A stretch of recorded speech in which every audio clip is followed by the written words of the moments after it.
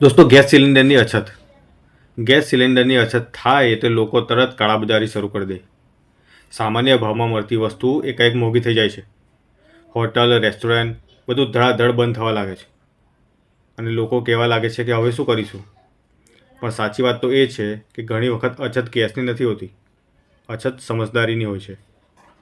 અમુક વાર અફવા ફેલાય છે, લોકો ગભરાઈ જાય છે, એનો જ ફાયદો આ લોકો ઉઠાવી લે છે.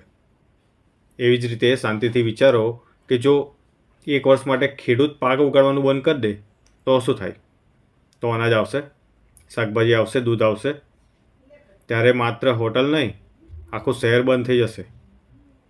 કારણ કે પેટ ભર્યા વગર તો છે ને કોઈ ધંધો નથી ચાલતો. એટલે અફવા સાંભળીને ગભરાવાની જગ્યાએ થોડું સમજદારીથી વિચારવાનું. કારણ કે ઘણી વખત સમસ્યા વસ્તુની નહીં, સમસ્યા સમજદારીની હોય છે.